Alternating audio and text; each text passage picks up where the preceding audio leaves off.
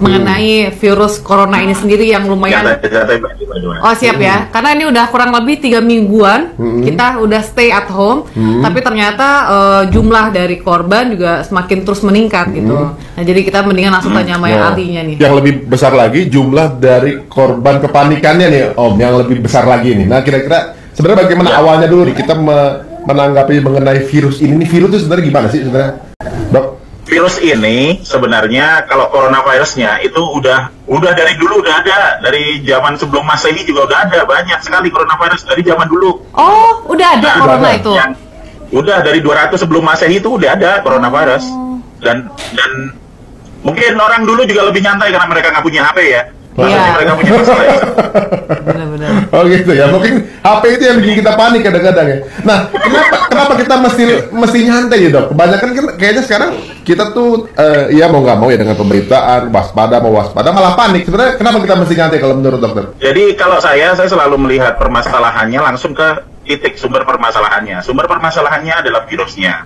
Dan kalau kita pengen paham, berarti kita harus ngerti dulu nih virusnya. Jadi ini virus sejak dulu ada pertama. Terus yang kedua, virus ini bagian luarnya itu tertutup sama lapisan protein, bentuknya kayak bola gitu loh, kayak bola yang ada di dunia itu. Nah itu terdiri dari protein sama glikoprotein. Nah itu hancur pakai apa aja, pakai sabun hancur, pakai alkohol hancur, pakai pencuci piring, pakai pembersih lantai, pakai desinfektan, pakai apapun hancur.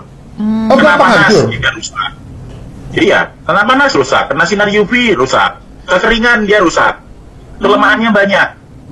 Kelebihannya cuma satu adalah bahwa dia sangat mudah nempel ke reseptor yang ada di manusia. Nah, kita punya reseptor kebetulan yang cocok, kompatibel sama virusnya, sehingga virusnya sangat gampang nular ke manusia, begitu aja. Nah, yang perlu diingat lagi bahwa virus ini tidak menimbulkan kematian seperti yang disangka seperti sebagian besar orang gitu loh. Loh, itu kabarnya meninggal itu gara-gara apa tuh? Yang kabarnya meninggal yang 200 orang itu. Biasanya jadi virus ini pasti akan bisa menempel ke reseptor yang ada di manusia. Semua manusia akan kena. Manusia normal akan kena, tapi ada satu kelompok yang namanya kelompok beresiko tinggi. Kelompok beresiko tinggi ini apa? Kelompok yang punya tidak bisa keluarkan antibodi secara normal. Kekebalannya nggak bisa keluar kayak manusia biasa misalnya. Pertama. Terus yang kedua, yang sudah punya komplikasi penyakit, misalnya sudah punya penyakit stroke misalnya, yang kena atau nggak kena juga tetap aja bakal meninggal kena stroke kan gitu. Terus yang ketiga lagi adalah yang memang sudah punya gangguan pernapasan yang kronis, sehingga pada saat virus ini nempel misalnya di saluran pernapasan, sebelum ketempelan juga dia sudah rusak sehingga dia mengalami kesulitan bernapas dan kemudian meninggal.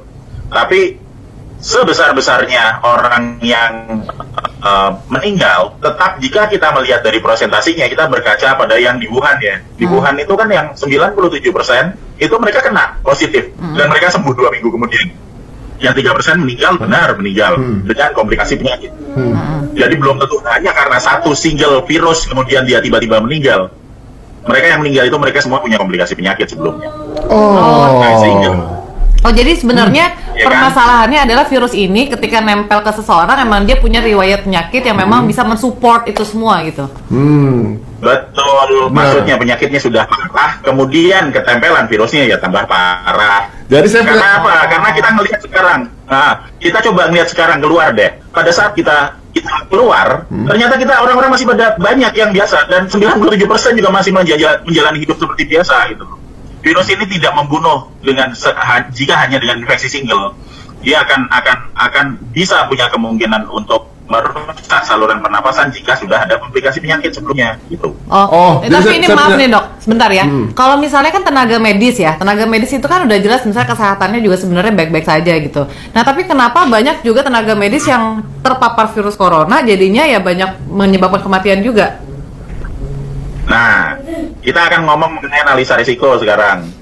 Jadi kalau kita ngomong virus tuh kita ngomong di 2 tempat nih ya, di dalam badan kita sama di luar badan kita. Jadi yang di luar badan kita itu nanti akan dibagi jadi yang jumlah virusnya banyak sama jumlah virusnya sedikit. Jadi pada saat wabah sekarang kita keluar rumah nih, itu akan ada virus di mana-mana. Cuma kita harus tahu bahwa virusnya itu nggak tahan panas, ya toh, nggak tahan kekeringan. Sehingga kalau kita keluar ke ruangan terbuka, jumlah virusnya pasti sedikit karena dia nggak tahan panas. Nah, kalau jumlah virusnya sedikit, resikonya minimal. Sekarang kita ngomong, di mana sih tempat dengan jumlah virus paling banyak? Rumah sakit. Jumlah virus paling banyak itu ada di tempat dengan ruangan tertutup, ruangan tertutup. Kemudian ada semburan virus yang dilakukan berkali-kali dalam jumlah banyak. Berarti apa? Ada banyak orang yang bersin di satu lokasi dan semuanya sakit di ruangan tertutup, ya di rumah sakit. Berarti sekarang dari analisa resiko itu kita tahu bahwa jumlah virus paling banyak itu ada di rumah sakit. Kalau virusnya masuk ke badan kita dikit, ya kita demam-demam dikit lah, nggak apa-apa. Tapi kalau masuknya kebanyakan, ya sakitnya parah juga, kan gitu. Nah, itu yang di luar badan. Yang di dalam badan kita, virus hanya bisa dilawan pakai antibodi dari dalam tubuh kita sendiri. Tuhan ngasih kita itu sel memori, antibodi, supaya kita bisa bertahan hidup, gitu loh. Dan juga ngasih kita otak supaya kita nggak gampang dikibulin orang, kan gitu. Iya, benar-benar. Nah, kemudian kalau misalnya antibodi kita tinggi pada saat badan kita fit, ya kan, bagus, maka pada saat ada virus masuk akan dimakan semua sama antibodinya. Tapi kalau pas kita lagi lelah, antibodinya rendah, ya kita nggak bisa produksi antibodi dengan bagus. Sekarang kalau tadi pertanyaannya yang perawat tadi ya, yang petugas kesehatan misalnya, sekarang dibayangkan mereka pertama ada di lokasi dengan resiko tinggi ya, paparan virusnya banyak, bener kan? Yang pertama. Terus kedua, yang harusnya mereka shift tiap 8 jam, karena semua orang pada paranoid, banyak yang datang ke rumah sakit, mereka harus bekerja lebih dari itu. Lebih dari 8 jam, tenaganya cuma sedikit, pasiennya tambah banyak. Yang ketiga, mereka harus bekerja pakai itu, APD. Kemudian pakai tutup mulut juga, hipoksia, kekurangan oksigen. Mereka bekerja lebih banyak dalam kondisi yang lebih lelah, sementara mereka sadar mereka tuh masuk ke dalam lingkungan dengan paparan virus yang tinggi banget, sehingga yang terjadi apa ya, mereka akan sakit. Jadi gimana caranya supaya yang pekerja yang di rumah sakit nggak sakit? Ya, rumah sakit hanya untuk yang kelompok beresiko tinggi itu aja. Kalau kita baru demam dikit, batuk-batuk dikit, ya dirawat di rumah aja, orang nanti 2 minggu juga sembuh kok. Berarti itu ya? Layaknya seperti virus-virus lainnya ya, Dok? Karena kan kalau kita virus pasti nggak ada obat, kecuali infeksi kita kasih antibiotik gitu. Nah, kalau ini kan virus tuh nggak ada obatnya. Nah, ini benar kayak gitu? Maksudnya kita cukup 2 minggu istirahat pun akan pulih sendiri gitu? Kalau ada penyakit? Iya. Iya, rahasianya di situ yang paling indah dari virus. Jadi badan kita itu punya sistem mekanisme kekebalan sendiri yang nanti akan memproduksi antibodi terhadap apapun yang masuk ke dalam badan kita. Jadi kalau kita kemasukan cacar, ya nanti kita akan keluarin antibodi buat cacar. Kita kemasukan COVID, nanti kita akan keluarin antibodi buat COVID. Kita kemasukan flu, badan kita akan keluarin antibodi untuk flu. Tapi ada mekanisme caranya. Jadi kalau misalnya infeksi pertama, antibodinya baru dikeluarin 7 hari sesudah kena.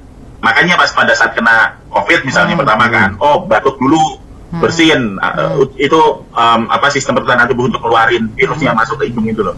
Itu. Kemudian masuk tambah dalam, jadi kita susah nelen. Tambah masuk ke dalam lagi, ya kan, akhirnya jadi demam. Nah, tapi peristiwa seperti itu hanya terjadi mulai dari 0 sampai 7 hari. Kenapa? Di hari ke-7 badan kita akan ngeluarin antibodi. Kenapa perlu 7 hari? Karena pada saat virusnya masuk, yang bisa ngelawan kan cuma antibodinya doang nih. Antibodi kalau masih blank, dia belum kenal, dia akan nyoba. Di sini, nggak bisa, sini nggak bisa, sini nggak bisa.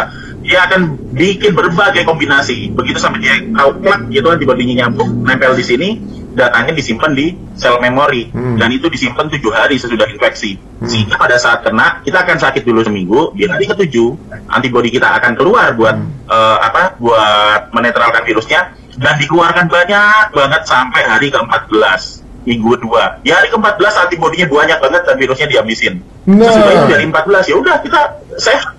Iya. Nah, yang menarik nanti kalau saya sudah pernah kena misalnya, kemudian habis itu saya jalan-jalan lagi keluar ke mall gitu kan. Terus karena virusnya masih pada banyak nyebar di situ, kemudian saya kan kena lagi, bener kan? Apakah yang sudah pernah kena mungkin kena lagi? Ya pasti akan kena lagi. Tapi pada saat saya kena lagi, saya nggak perlu nungguin 7 hari. 1 hari langsung keluar antibodinya. Sekarang kena, besok kebal. Itu makanya kita divaksin cacar cuman sekali seumur hidup.